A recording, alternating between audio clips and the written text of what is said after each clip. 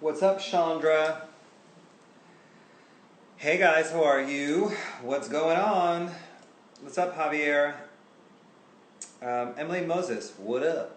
We are doing Legendary Talks. We do it, hey Javier. We do it 7 nights a week. It is basically, I'm interviewing my, cool friends about culture and music. I am excited to do it. This is my 39th or 40th night in a row doing this.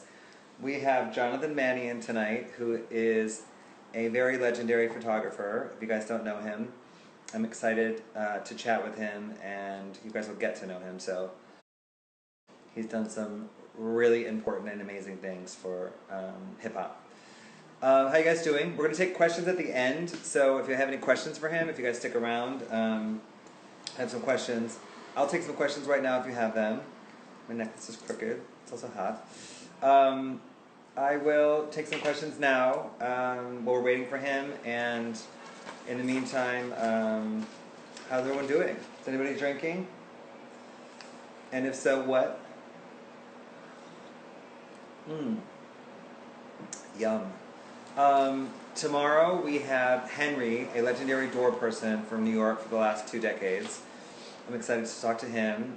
We have Coco and Breezy coming up. How much for that chain? DM me. We can talk. People aren't working, Jonathan is joining right now, so I'm going to get it in.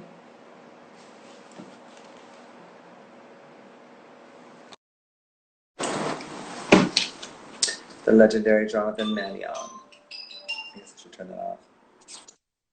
Hey! What's up, man? How are you? How are you? I'm great. I was going to wear the same thing. Thank God I didn't. I wish you did, actually. How you Love feeling? to. Sorry, how am I holding up? I'm good, man. I'm good. Good to see you. Thank you for doing this. You've seen it a few times, but I just want to make sure you understand what the whole concept is. Basically, I'm interviewing I started to interview my cool friends, but now it's kind of turned into people that are really important to culture, and then it's evolving into itself. But these kind of unsung heroes of culture that are so important, but not everyone knows that, So I don't know where you fall in all that because, I was doing my research today and I counted you have shot 214 album covers. Do you know that? I thought it was over 300. I had to put a bunch. Wikipedia, I looked today. It was 214, and so that's not like an unsung person to me by any means. So also, I did not know that you shot me so many times. Like all these pictures today, I'm like, oh my, they're all amazing. I remember the, Straight Out of Detroit, where I'm from, that one. But the other one I've seen, it's amazing, that one. So. No. It's funny. It's like I had to reach out to my studio. Like we're scattered. Like right now, I'm in the Midwest. I'm in our roots. And loving it. I'm loving being out of New York for a minute just to kind of center and recalibrate. But my studio, assistant sent through the other. He's like, "Yo, this one's kind of dope too," and it was at no commission when you came in the crazy two-tone black and one, left and right or front and back. I can't remember, but it was amazing. That's an amazing photo. That's gorgeous. I was like, "Oh my God, it's amazing." I never saw it. So, well, it's funny because. But I go to the street, man. My friend who I was with said, "Oh, you got to get that photo. You got to get that photo." I'm like, I ain't never going to see that photo because, people take my picture all the time, which is cool, Sure. I'm not going to ask you, oh, send me that photo. That's so annoying. So I just, in general, but now look, I got it a couple of years later. It's amazing. So. Well, I promise you that photo. I am a man of my word. No, you are. Even in clubs, if I can't remember giving my word, I still said, look, if I said it, then it's happening. Which print remind me, and I send it. Well, leads me to. Tell me how big you would like that, and I think you should have that. No, it's an amazing photo. I love it. Cheers. Okay. So the reason you're like that is we'll start at the beginning because you are from the Midwest like me. You're from Ohio, right? Yeah, I'm from Ohio. Yep, Cleveland.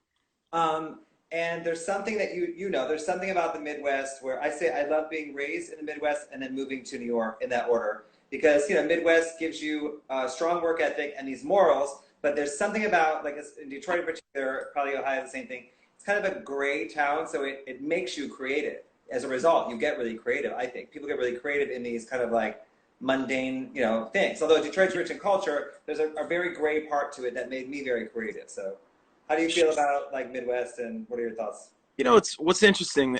I can definitely see it, but I sort of noticed it when I came back to Cleveland to Yeah, do work like Ray Cash or Bone Thugs or whatever. yeah, Like, oh my God, like people need to like stop looking at their feet and like look yeah, up. It's yeah. awesome. But again, my sensibilities and what I was searching for was a little different. I was looking for that grit and whatever, so it all became beautiful to me. Well, you also came back with New York eyes. You were saying you didn't have the Midwest eyes anymore. So you're saying Definitely. you had learned, I believe, depending on how you look at it, like, I kind of ruined myself or did something to myself by being in New York for so long and learning a certain sophistication or something, and now there's no going back. Is how I look at it in a lot of ways. So. Yeah, no. New York changes you. I mean, Yeah, period. yeah, Look, I think I was a little bit different though than sort of like standard issue kids growing up in the Midwest. Like yeah. my father's from Brooklyn. He had a lot of art friends that were still in Brooklyn. Is why I sort of knew that I loved New York all the way through my life. Got You it. know, going at age 10 and seeing limousines, I was sort of into cars, and I was like, oh my God, this is like the Mecca. And then Oh, my London. So like I grew up, back and forth every single year going to London to visit family. So I knew that in 5 hours I could change my world. oh, that's great. I Really? did not. First plane ride I ever took was to New York. So like that's Yeah. really interesting that you had probably good and wide eyes and cultured eyes at such a young age. That's amazing. Yeah, Um, sure. so growing up, because you and I have something in common. We're these Midwest white kids that are so into hip hop. You mean both of us? It's inbred in our blood. Both of us. You mean it's very real and very authentic, and it's 100%. something about. I think it's something about the Midwest. So, what do you think? Like, explain it to me, please, to myself. Like, what do you think? Is it about that? I guess with me and you, or others in general. That are work with these. Like, well, actually, let me start at the beginning. What was the first hip hop song you ever remember? You know, there were two moments, right? So the one that I can honestly distinctly remember was, one of those yellow Walkman that like clicked. Yes, And of course. it came Terrell Turk, and it was like freshman English class, and he was like, check this out. And he put the headphones in, and it was like Dana Dane Nightmares, Cool Mo D, the DOC. And I was like, look, I'm taking this tape. Like, Yeah, because I was a big club kid in Cleveland. yeah, Like I found out rhythm package, yeah. as do you, and so we know what that is. But I was in a club called the Lift, like listening to Nine Inch Nails and Depeche Mode and The Yes, Cure, House yeah, Martin, Communards, Morrissey. Like yeah, that was my zone. I'm like, yo, this is it. yeah, Until I heard Big Daddy Kane and the DOC, and I was like, oh wow. Like I was always into music. I yep, mean, even top 40, I can sing along with every single yeah, song. Music has been the driving force really of my life. And what pulled me into hip hop so richly was the storytelling of hip hop. You yeah, know, like I'm fascinated. I have to know everything, and then just that, when the rhythm takes over, that's it. I'm driven by the music first. And what my contribution was to the music was the storytelling, the visuals, authentically trying to tell, from that creative kind of mindset.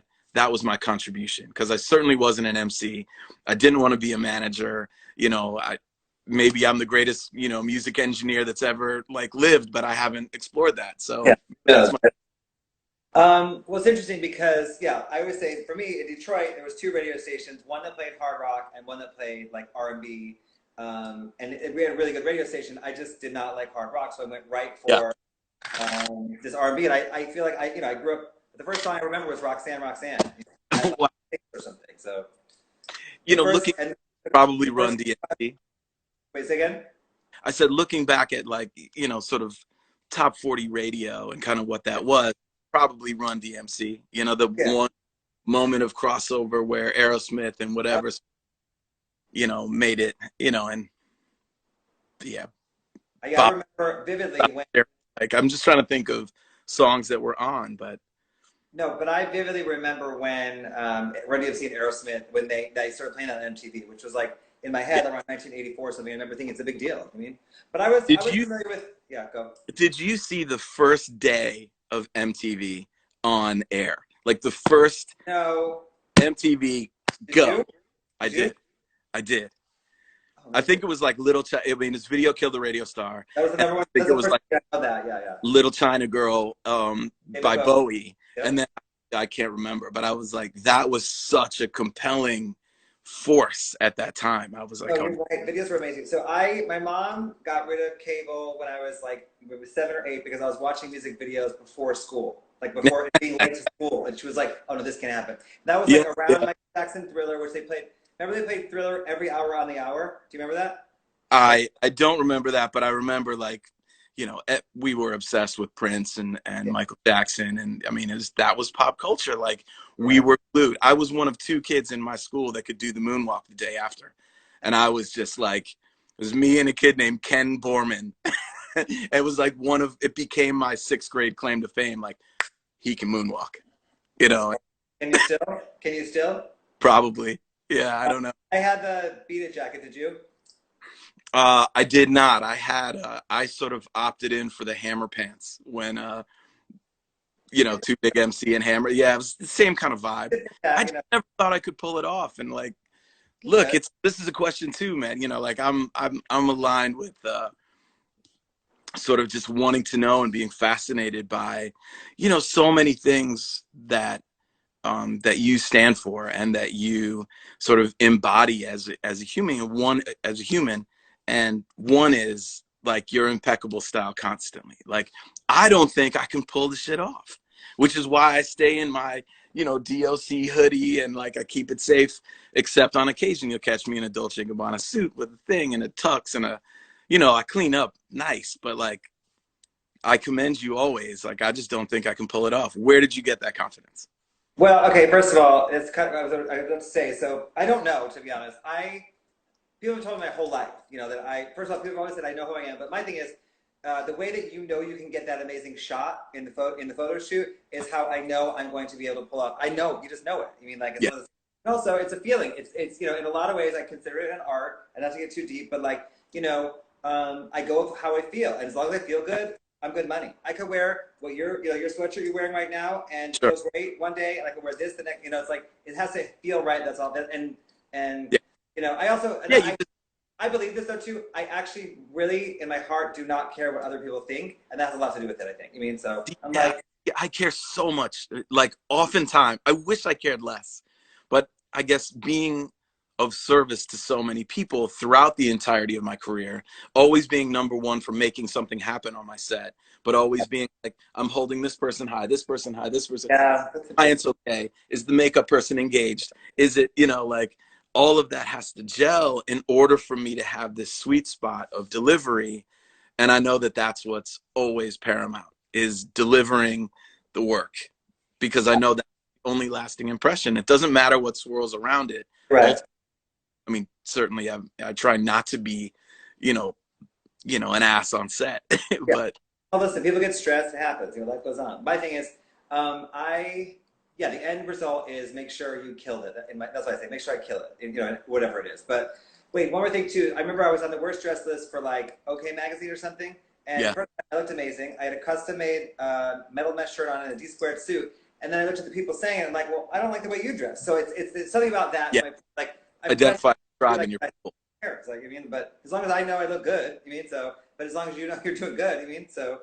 No, but I mean, look, it's, I mean, you've explained it well. I mean, you are a work of art unto yourself. Like, it's just like, you know, Abramovich or like whatever. It's like they know that they just embody the art form of what they're trying to deliver to the world. But thank you. I appreciate those kind words. And I would say I like clothes. I do. You know, you like taking pictures, I like clothes. So, okay, so let's talk a bit about your career, which is very lengthy.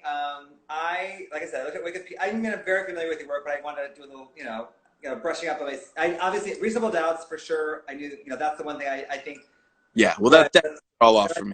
I'm familiar with you, which is my favorite Jayz album for sure, and one of my top 5 rap albums of all time. So, I mean, I think that album. So that album. Look, I can co-sign that. You know, for in my world as well. You know, certainly I have a different connection to it because it kicked off, you know, really what I wanted to do. That was the moment that I became, in my mind, a professional, despite having put the 10,000 hours in assisting and the 10,000 hours of understanding culture and hip hop and making it an authentic thing from me, you know? Where did you start? What was the first photo you took? Not that we're not there yet. We're not at reasonable doubts. What's the first photo you took? You said, "Wow, I could really do this." Like, what's the? Could be in Ohio, you know. Yeah, look, I mean, I went to Kenyon College, right, middle of nowhere, Ohio. It was, you know, sort of where I kind of really understood and began to understand, like, oh, age doesn't mean anything. It's really about what you produce. It's about the art form. Like, okay, I'm an artist. I'm a real artist. I nearly went to med school. So like the whole world might have missed out on this because I was studying psychopharmacology. But I was like, you know what? I can't be like a 60-year-old like rock star photographer. I mean, you can be like, but you know, you have to take the whole journey to get that and then be, you know, exalted for your contributions. But, you know, I was like, look, I can be a 60-year-old doctor, no problem. So I could go back to med school at 50 and then go and help the world, which is still part of the plan. Like, believe it or not. What's interesting enough is it just sounds like you want to be a photographer because you could have interswitched either one. You could have been, you know, a doctor first and then a photographer, but you want to be a photographer more is what I think. I did. And look, I was given one of the most incredible opportunities to work with Richard Avedon, you know, arguably one of the greatest voices to ever touch a camera. So learning under him, shooting Versace campaigns. How did that come about though? How did that even happen? So my school, Kenyon, gave Avedon an honorary degree the year that I graduated. So he came to the school to receive the degree. He was kind enough for the seniors, the top program or whatever, to say, I'm going to do a critique of the work. And oddly enough, and this is pretty deep, man, you know, because this could have ended it right away. But, you know, Avedon got to my work and he said, look, you know, don't take this the wrong way, but I see this body of work as a failure. You know, and it's like, look, I didn't know the power of Dick Avedon and like who he was, but it was like, man, I was like, oh shit, okay, well, I'm used to defending my work. So like, you know, I think kids today would crumble instantly, just like want to evaporate. But I'm like, all right, cool. Like, I'm going to hear this guy out. This guy knows what he's doing, you know, but I was shooting Barnes, but I knew that I was doing it as meditation. I was doing it for a totally different reason. Yeah. But there's no life in this work. I'm a portrait photographer, so, you know, this is why I say don't take this the wrong way, but it's not, without people in it, I can't really, you know, sort of comment on it as richly as I would like to. Yeah. And then I worked for him 6 months later. You know what I mean? Probably less, probably 3, actually. So, you know, my holiday card to him was like, this failure now works for you. Thank you for the opportunity. Like, you know, so it was just so beautiful to have that, opportunity to see the biggest jobs being done, to learn a little bit of that sort of like formula. Not that it's ever formulaic. Yeah. But that was phenomenal. And then Mark Ohm and then Steven Klein, who's really shattered, you know, sort of my world. Like he was so. Wait, that's amazing. I didn't know that. You worked with them? You worked with Steven Klein as well? 9 months. Amazing. Mark Ohm, Danish photographer, portrait photographer, fantastic work. Yeah. And then Michael Halsband, you know, a music photographer. And that's sort of when I realized, like, ooh, this music thing connects. Like, oh, I can do album covers. And if my work is attached to the music, I'm inseparable from the whole run of show of their work rather than magazine. So I always wanted album covers, which is why, you know, that's what I chased all the way. And so out of the 4 people you mentioned, which did you connect with any of those photographers more, or who did you learn that you think the most from? Avedon or? Avedon, but not with direct lessons. You know what I mean? I had a job with him. I wasn't an intern or an apprentice, but I was employed, you know, by him for a year. That was a commitment, and hung his Whitney, you know, again, phenomenal campaigns. He was building his book Evidence, which is, you know, just to really learn the depth of his process was incredible. So the job and the business was Avedon for sure. But I would say, you know, and Steven Klein for creativity, for sure, because he's just so out there, so unique. It's very rare to find a unique voice within this industry. And he is, and has always been that, you know. But I'd say probably the closest 2 people was Ben Watts, Naomi Watts' brother, who's, you know, big energy guy, sort of music. He was shooting the stuff that I wanted to be shooting. Nike Baines, Vibe magazine, Star Baines, and Michael Halsband, who I'm still, you know, dear friends. He's the one that did the Basquiat Warhol boxing glove thing. Everybody loves to steal constantly from him. But you know, like that was the run of show. That was the beauty of learning. I didn't know that. So that's amazing. So wait, now You know, let me ask you this. So you're lucky your parents are from London and New York, because I'm sure they probably understood how amazing these opportunities were for you as a young person. I think on other people's parents would have been like, "What's the big deal? Why are you like working?" yeah, But I'm sure they understood that you were working with the best in the world, literally. So Avedon for sure. You know, like when my year was up, and I was like, you know what? You know, the farthest I had been, which I now look back as a huge gift, but the farthest I had been while working for Avedon was Montauk. And it usually came on a Friday night. Like I was working like 7 in the morning until 9 at night every day, every single day. You know, that's good. You're working normal, with Avedon. normal New York hustle. But yeah, it's like why it's like, you know, some of these kids out there are soft. They want the microwave meal, and I don't want the, you know, the steps. Or like that's the essential shit that builds character, man. You know. Well, So something about the two generations. Like, I said when I first went to New York, let's say it was, 19, 20, 21, 22, I had a minimum of 2 to 3 jobs. And any one of my peers that didn't have 2 jobs, if they only had 1 job, I thought they were a loser. I'm like, you only have 1 job, you mean? But yeah, the current generation that's like, this kind of like Instagram generation, they didn't have to work that. It is what it is. Like, I have no opinion of it, but they didn't have to work that hard, so they really don't know we have what we're an talking opinion. We're just not going to share the opinion. about. Yeah, We could speak at length about the opinion of those people. However, we will not. the reality is, it's not their fault that they don't know, because they didn't have to True. work. They paid $3,000 to post, which took 30 seconds. So it's not their fault, is what I'm saying. But they don't know that we don't know what we're talking about. So, you mean? Look, I look at the richness of the journey and sort of what we know, and to have those kind of war stories to share, I think is what connects the ones that can really see each other and understands that, yo, this is really hard work. This is big egos in this game. You're gonna get, you know, effed over a couple of times. You're gonna learn hard lessons. You know, you're gonna have a couple of really nice like bonus days of like, wow, that was awesome out of nowhere. Like, dope, you know. But it's like, yo, that's the journey. And I think that's why this next generation is sort of like, how did you do it, Damon? How did you, how do you become you? I want to be you now. And Mannion, I want to be you now. How do I do? I want to be you. It's like, all right, well, here's my journey, but it's very different than yours, you know. But I always tell people all the time, you have to work hard. That's people ask me all the time. Like, first of all, I say, be yourself and work hard. That's what you Thanks, work very Sarah. hard. Because the generation doesn't know how to work hard. But again, it's not their fault because they didn't have to. No one taught them. So, anyway, Yeah, look, it's just, it's a different time and different moment in time. However, saying that, I'm grateful for growing up during the time that I did, because I really, you know, like I've seen the Concorde in the air. Like I look back, like being here in this house where I grew up at, you know, is like, and seeing the photos and the memories and the, you know, it's like, oh, wow, that's dope. You know, like, oh, that was fun, you know? well, there was a purity about it, and there was a curiosity that we had to go. If we wanted to find out, if you wanted to see a Richard Avedon photo when you were a child, you had to go find it. You mean there was something about going, and a curiosity about going to find these things that interested you, as opposed to just like having them in front of your face. You know, like going and find magazines used to be my life when I was a little kid. Things like that. You know, like looking at a magazine, like or an album. Actually, album packaging. My whole life has been so important to me. Album packaging, the entire tone of an album package from Michael Jackson Thriller on for the rest of my life. Those kind of things, like all that is kind of like got lost, so.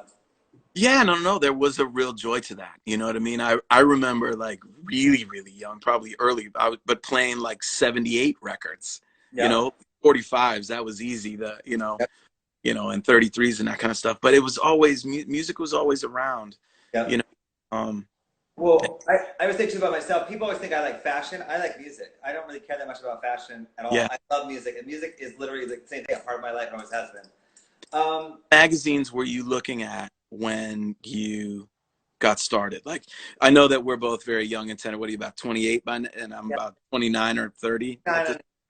So back when we were 6, what were we looking at? You know, for me, it was like Vibe that like blew my mind. I'm like, okay, growing up first, like before then, I loved, in all honesty, Black Beat and Beat Street magazines. Because I love like Bobby Brown and like all that stuff. But I also say too, Arsenio Hall does not get the credit he deserves, because I was in Detroit and Arsenio Hall had booking all those acts like Public Enemy, and Heavy D. yeah, they were on there, and Yeah. that was my kind of like access to them. I don't even think Yo MTV Raps was not even doing stuff like he was doing. He was doing people when they were brand new and really interesting. So Yep. magazines like that, but then Arsenio Hall was a really important one for me. And then I moved to New York. Oh, legendary Lisa Cooper's on here. What's up, Lisa? Lisa Cooper in the building. What's up? And then I moved to New York, and Vibe magazine came out around the same time, and that blew my mind for sure, 100%. So Vibe was like really just mind blowing is the best way to say it. So in an amazing way. So. No, sure. Yeah, it's funny, man. It's like, yeah, I think back to, so many like fond memories, and it really is all rooted in music. Like I remember I found the original art, handmade, hand cut, handcrafted original photos of Musical Youth's first album when I was walking in London at age like 15 with my headphones on, and I was like, what, this is dope. Like, oh, musical, yo, they're amazing. And that like sort of pulled me into the reggae world, age 15, it's like, London kind of gave me that gift. I always find, and I'm sure you're probably co-signed, but like music has always been a portal into the depth of culture, because that's what really moves people to the core. Like I think about soca music and my Trinidad adventures, 14 years in Trinidad is like soca music is the definition of freedom for me. It's like, that's what freedom feels like when you can just totally let go, and go into Africa, to Nigeria, like the Afrobeat scene is like, why don't I know everything about this? And then you learn that you possibly can. But it does become a puzzle piece to your joy, for me, anyway. It's interesting too, as you're saying, I'm thinking like what brings me. For me, being in the center of a dance floor is what brings me that kind of freedom and joy. You mean to be in the middle of a dance floor around people all around me. You mean I like being in the middle of people. A lot of people don't like that. I like being in the center, like with people around me. People like to be in the corner or whatever. I like being in the center. I always have. Was that so? Look, there's a funny story at this club called the Lift. Right, there was two clubs. There was the alternative club where you take this elevator up and it opens up right onto the dance floor, and that was sort of the Public Enemy, house music all night long, Jungle Brothers, etc., etc. Yep. Somewhere between 87 and 89, kind of that, right? And then the next door club was sort of like the straight hip hop, and then they had some reggae nights. And so it was like the fusion of those two worlds, and you would kind of hop back and forth. But, again, finding out that I had this rhythm package, like I'm able to dance, and I'm so grateful, like, to my parents for buying the rhythm package and adding the moon roof, and but it was like they would like pick battles. It was straight out of a movie, like, yo, that white boy could school you in that circle, and they would literally like push me in, and I would like scoop and scrap lover across the floor and like land on my thing and spin back up. I mean, it was ridiculous as I look back now, but boy, did I love it, man. But it wasn't because of it was because I could. You were living your truth. Yeah, I was like, yo, I can do this. Like, I feel like I look good, and I'm going for it and sweating through layers, which is why, coming to your parties, man, is always such a joy, because people really let go rather than just like hold up the wall and just try and front and talk to their, $1,000 stacked phone with $100 bills. Cool. Wait, listen, but I want to get into your photography because we could talk about this forever. I feel it too.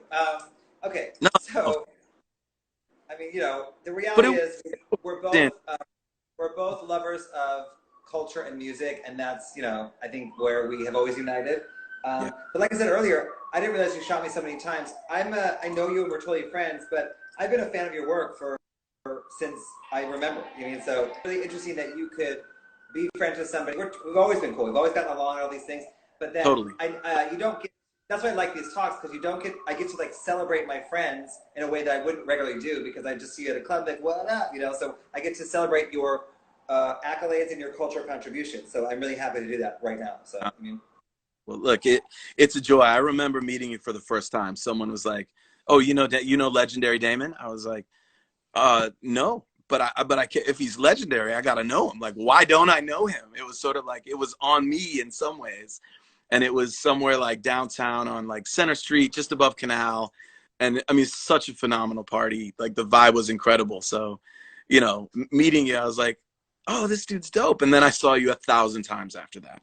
But, you know, what's interesting is, like, I say this about you, and there's in my life like this. It's like, you're somebody that I want to know better, right? And it's not just because of this moment of reflection that we're experiencing. I've always, like, and it's not like a fascination in like some weird way, but it's like, you know, there are things that parallel, that fascinate me about your journey and about who you are, a human being, that you are surrounded always by love. The people that love you, you know, are also, you know, supporters of my world. But there are these two worlds, and why, you know, our own September issue, I thought was such a brilliant idea. It's like, how do they collide? Where's the overlap? I think that's like really fascinating, you know, and has always resonated as an idea with me, but only because I really want to know how you think and like what makes you tick, because there is this sort of like, you know, I run the door and I run this and I am the keeper of whether you get in or not. And there is a guard to that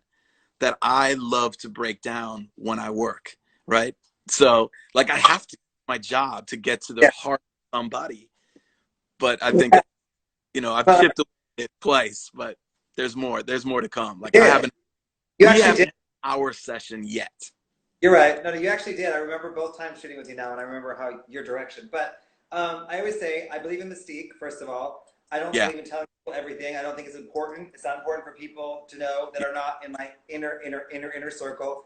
And, you know, I have what I do for a living, which is, you know, people in the, you know, in the hundreds of thousands. So like, you know, I keep most people over here. So as a result, it does create a wall, which everyone talks about, which I like it there. You mean? So, you mean? Yeah. But yes, we have things in common. You and I have things in common. I've always thought that. We have a similar, maybe taste and a similar something. I've always thought that about you as well. So, you know, we do have a lot of things in common, actually. So. Thank you, man. Yeah, I mean, look, it's, you know, I'm an open book. If anybody has questions or, you know, and not in this forum, like you and I are talking tonight, everybody just gets to absorb it. Yeah, but it's yeah, there is something fascinating about the connection that I know will yield something beautiful for the culture, because of it, you know. You're right. Well, we should, first of all, we owe it, number one, we owe it to culture, and I think you know, it's a waste of our the way our brains work to not do it. That's what I think. You mean, so we owe it to, we do. Yeah. No. Oh wait, it froze.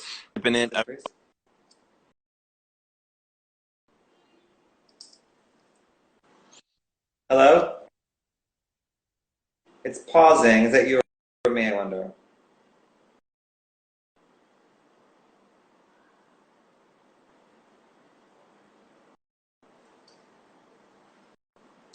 Dude.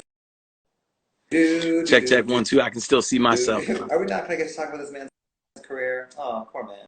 Oh no, we got it. Are we there? Oh, yo. Check.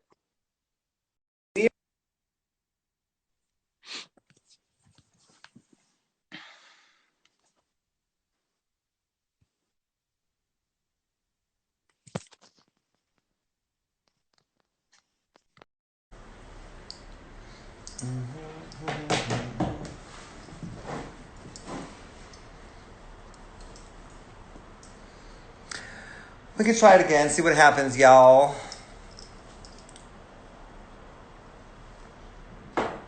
He's joined again, good.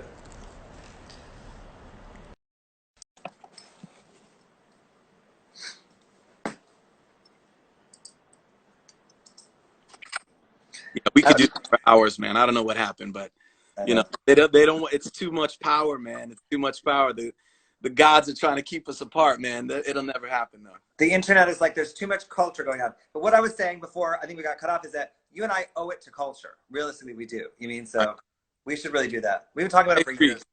And I really do think the alternate SEPT issue is the one. Yes. Okay. I'm down. You know, I've been saying I'm down. We can make whatever we want, but I do think that there are people that need to be celebrated, as you're doing in this forum, as I do through mine, as I love to hold people high, man. You know, it's like we are stronger together, and I think that the more we understand what sort of us looks like, the collective us of people really trying, authentically moving with big hearts, like, you know, that's what's going to allow us to keep on revealing the direction of where we're going, because that is such a bright light, man, you know, and it takes us all. Well, also, I always say this, as a kid, I was such a culture Oh, junkie. I just saw somebody, we just broke the internet, so. Listen, as a kid, I was such a culture junkie and like a student of culture that, you know, what we're talking about, I would have loved as a 10 or 15-year-old and would have actually studied it like this. So, you know, that's important for that as well, is my point. So, you know what I mean? Yeah, no, for sure. All right. Well, we have time now. Let's do it. It's it's one of the things that I do. Like when I'm working with somebody, I try and know as much as possible. Like, you know, there are situations that you have to walk into blind because you don't get the answers that you know, sort of want or need or whatever. But it's like, yeah, that's the best way, is to know as much as possible. I think then you can decipher the little sweet spots, you know?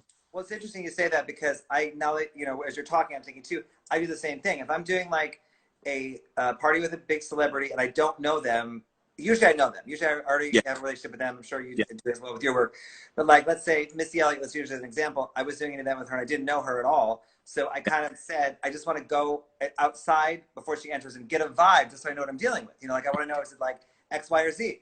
And, you know, I went outside and she was lovely, but like I just wanted to know what I'm in for the next 5 hours. And I'm sure, you know, so I like to do that as well. I like to know as much information prior as possible. So it's interesting. Yeah. And you can like, look, you know, again, it's like, you know, while there's an aspect of it that centers around us making something happen for everybody to enjoy or appreciate or creating, you know, sort of work or whatever, you know, there still is this desire to make people happy. It is the energy give off that makes people want to come back to experience that energy. I mean, and you have it. And like, you know, look, I have a handful of videos. I'm like, okay, let me watch. There's not been great interviews on you. Just as a side note. And like, I'm like, I cringe at some of the questions that I saw. I'm like, oh God, like, no, not that close, please. But like, seeing the vibe and the BTS kind of stuff of your birthday stuff, parties, it's like, see, that's that pulse, man. That's that, like, yo, the pumping heart, man, that moves people along, makes people, you know, sort of so endeared to you. Well, it's okay. One more thing too. We're totally getting off topic. We're just having a real conversation now. All the questions. I had Crazy Legs on here about a week ago, who I love, and I've been a huge fan my whole life, but we're also friends.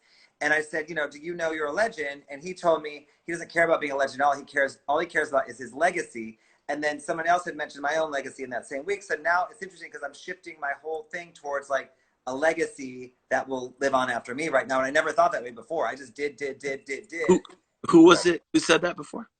A close friend of mine, and she was just saying that, you know, like, my legacy is going to be like what you're saying. My birthday party's on the horse and all these different things. And I was like, I never thought about that because I was just doing. You know, I never actually thought in those terms. So, but yeah, and that's, you know, I mean, we could speak at length about Studio 54. Did you ever go to Studio 54? No, it's before my time, but it has inspired my entire adult life. And I got to work with Ian Schrager, who is one of the owners. Yeah, of course, and, you know, recently I've worked in the past couple of years, and it's like, it's an actual dream come true. It's like a real dream come true for me. Yeah, you know? So I went to Studio 54 once. Really? At age 7, I think it was. Oh my gosh, that's crazy.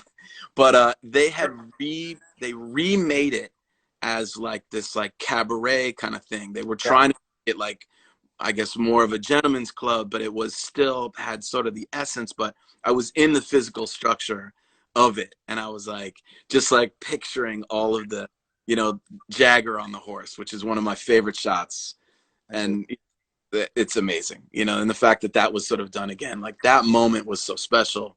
You know, it is a moment that I would have loved to have lived through in New York, you know. But I think the people that are inspired by what has come before us and embody some of the pieces and then kind of repurpose it for ourselves, you know, are the ones that are the keepers of the culture, because we honor what the legwork that's been done prior, you know, and what it should feel like. You know, it's a feeling that we're creating. Well, I do believe it's part of my job to carry on that legacy. I've actually believed that for many years. It's part of my actual job. People tell me all the time that I'm, you know, carrying the torch or whatever. People tell me for many years, and I'm like, that's fine by me. You know, I want to. I feel like, you know, especially in New York, let's say the past 10 years, it's been less creative and all these different things. And I would be even go harder in a way to carry on that legacy for, you know, for New York, really. So But you're beautifully carrying the torch, and I think you're honoring the right people. You know what I mean? Is this, I mean, look, there's a reverence for people that have done it, you know, and you know, for me, it's like always speaking about like the DOC or Big Daddy Kane or, you know, people that really like, again, they get credit, you know, there's more credit coming, but like, they don't really get like. Yeah, like, yeah, all of them. I mean, you know, I love, you know, I could go, I love those old school hip hop guys. I've become friends with a lot of them, which is still kind of blows my mind because as a kid, I loved, like, Fat Boys and Houdini were my favorite group when I was a little kid. Sure. And then Slick Rick, to me, is amazing and is to this day still is the best dressed guy in hip hop. You mean? Oh yeah. And we know each other, you know, and it's like, you know, it blows my mind, that kind of stuff sometimes, you know? Yeah, I put him on a couple of occasions, man. I'm going to post a dope picture tomorrow. It's me wearing all of Slick Rick's thing. I shot him for Rap Pages, and it was just this moment. I was like, can I just like hold that? And he just kind of like put one on. I was like, can I have them all? And it's just like, you know, you just can't believe you're living this. Like, I thought always that, you know, everybody was really untouchable. You know, like it was, I would never sort of get close. And then when there was access given, Heavy D sort of took me under his wing and pulled me into a world. I was out in clubs, like, you know, that's 7 in the morning to 9 at night. I went and ate a slice of pizza with the $289 that I was making a week. And then I would go to the club, you know, in order to, you know, make these installments in my legacy, you know, which is big. New York. That's New York. I mean, I was always say I would take the subway to like have dinner with Naomi Campbell or something. This is how New York is. You know, it's like the juxtaposition of that, you know, like, and walk home because you're broke, you know, like it's just how it is. I mean, that's New York though. I mean, so, I mean, I want to talk about your career, but I feel like, sir, you know, we're going in a different direction. Man, we could weave it in. What you want? So let's just, I feel like, you know, maybe you may be tired of talking about it or something, but so No. Bouts, like I said, is, you know, one of my favorite hip hop albums ever. I remember vividly the cover. I remember you shooting it back then. I knew about it when I was, you know, young person. And that was your first album cover, correct? Reasonable Doubt was my first. And then how did that come about exactly? There was a woman named KB Payne who worked there who had just been hired as a publicist. Yeah. Work with her with the Fugees, Shannon Briggs, the boxer, like some other people. Like she was running a, you know, a publicity firm with some other people. She's like, "Yo, I know you want an album cover. I know you know who Jay is. You know, I had images of him in a club prior, you know, but it wasn't ever sort of a moment like this." But she said, "Look, you know, Dame is about the money, Jay's about the creative, Biggs is sort of, you know, the engine kind of behind it all, but kind of quietly, you know, making shit happen. And yo, use that appropriately. Bring in your book. Today is the day. Show up and come and nail this thing." You know, and I showed up and I presented my book, and you know, Jay was sort of like, "Yeah, this, you know, this is like cool stuff and everything." I mean, yeah. Jay-Z, that's a really good Jay-Z. Yeah, but it was incredible. It was like to have that moment with him of somebody that I really knew was like out of here, because I'd heard Dead Presidents and I was like, this is the guy. Yep. You know, and then went into Dame and he flipped through 2 pages and he was just like, "All right, cool. How much are you gonna charge me?" Yeah, exactly. Well, like, you know you're in for 300 less than your lowest bid. And he was like, "Fuck does that even mean?" You know what I mean? I was like, "Look, it means that I want to do it, and you're going to let me do it. You're going to pay for the right processing and the right thing. We're going to do it really simply, beautifully. We're going to shoot it at this place up on," you know, like I knew that I had the studio up on 72nd and Riverside where I had my apartment with like total bachelor pad, living with like vagabonds and, you know, New York. New York, man. But I shot it on 72nd and Riverside in this solarium that now overlooks Riverside Park all the way down. And it was just like one of these moments. I think my girlfriend at the time assisted me, but she was just kind of carrying a camera and then handing it off. You know, there's a shot of me with a light meter and a fanny pack on, you know, for all the kids that thought they started that trend. That was me. It might not have been. Um, Yeah, that was it, and we shot it and printed it, and you know, that was sort of my moment where I felt that I had arrived. You know, yeah, to of be course. able to walk around New York and touch the walls and like smack one of my pictures that was 8 foot tall by 4 foot wide, like, And oh, then do that this. album took off to be, went on to be like an amazing, amazing album. So that's like also kind of like a cherry on the top that the album was so good, first of all, and so successful. You mean that you shot it, and then it became really kind of this legendary album, your first photo shoot. Thing too about this is like I had to pivot really quickly because originally the album was called Heir to the Throne, right? And he thought that it was a bit presumptuous because Jay is, you know, the beautiful mind that he is, was like, nah, I'm gonna let everybody decide, you know. And You do yeah, best, so, Jay-Z. so he's like, yo, it's gonna be Reasonable Doubt. And that was you know, like, okay, cool. So we're gonna switch from, it was a whole like royalty kind of theme that I was exploring, you know, with, you know, the concept. And then Reasonable Doubt was like, look, we have to go, you know, mafia surveillance, like, yo, claim Brooklyn, own Brooklyn. This is not the Versace linen speedboat Scarface reference. This is like Gotti reference. Yep.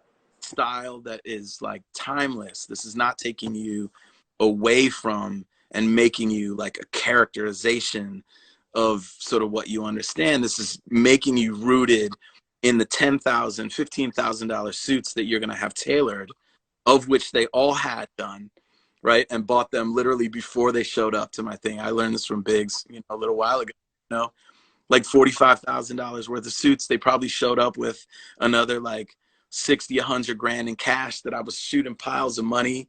And I still got paid $1,300 from that pile, the heaving pile of cash.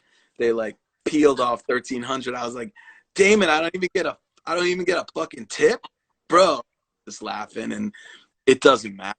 Doesn't matter at all. Realistically, The, you probably would have done it for free. You mean the like that money doesn't matter? not drive, man, you know, and Yeah. it's like, to have those images now and to be able to, you know, be celebrated when he is celebrated for that amazing creation. Like, it's a critical component, I think, for a lot of artists. I mean, I've heard it over and over. Like, the images become the exclamation point for the hours and hours and hours that they spend in studio. It becomes somehow real and tangible when they're like, dude, but here it is, Yeah. like, in my hand, and this is real now. Yeah. It's exciting for them as well. You're right. I never thought about it that way. They have an actual like thing they can touch of this thing they've been creating for 6 months or whatever. You mean so interesting. I never thought about that. Okay, Levin, story time for sure. Oh my gosh, yes. And I love this. I love this stuff. I'm such a nerd this way. Okay, so what was like your next big moment for you after that? Then you did Jay-Z, and then did people start to know you yet, or what was it? Like, did they not know you, or what was going on? No, yeah, not really. I think that, you know, I sort of scrapped my way. Yeah. I scrapped my way in. I mean, look, I felt that I needed to be seen twice as much as everybody else because of, you know, being a white boy from Cleveland, you know, like, this wasn't sort of like,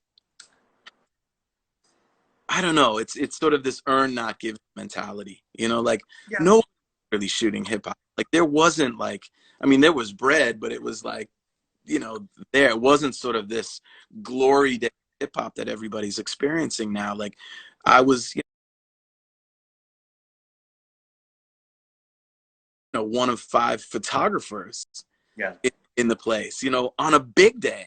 And oftentimes it was like 1 or 2 of us. Like, there weren't many people documenting Right. culture in a way that had a lot of heart.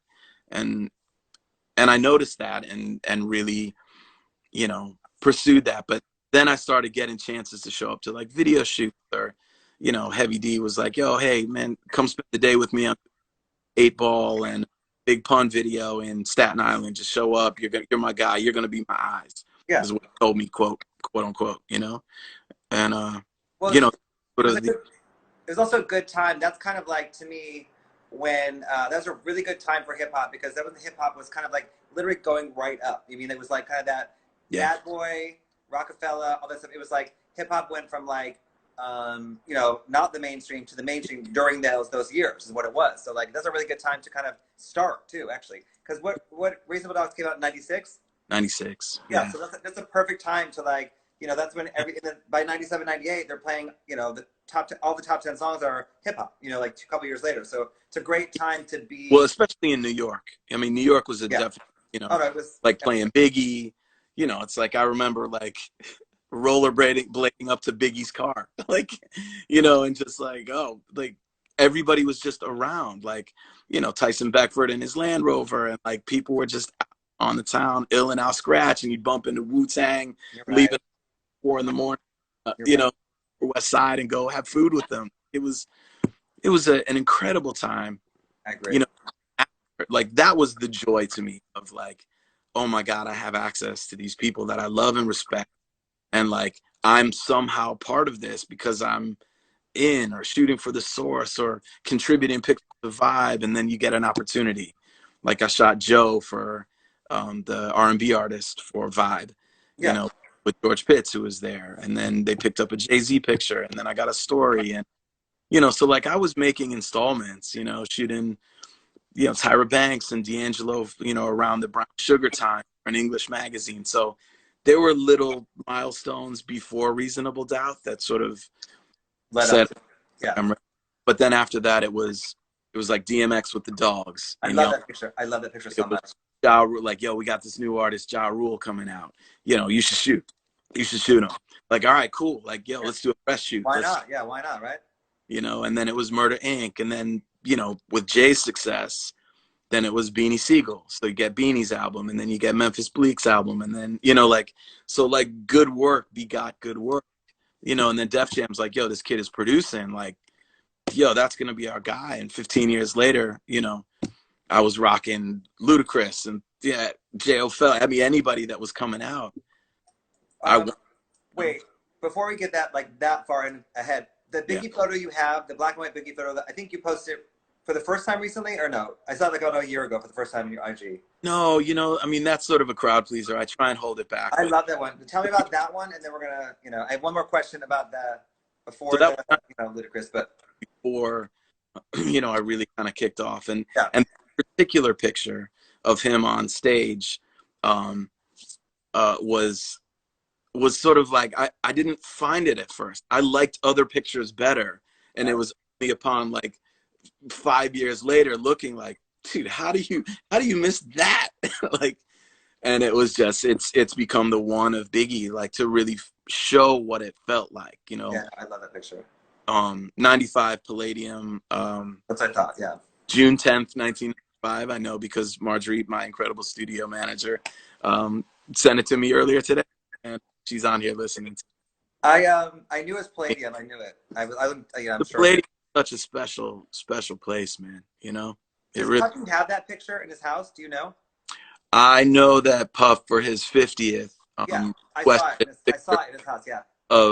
Of he, and it was that moment, but not image. It's just both of them on the mic. It's big there, like sort of like waiting for the crowd response with the mic a little bit away, and Puff on the mic, sort of. Yeah. It looked great too. It was like in his kind of foyer area. I saw it. It was amazing. That's awesome.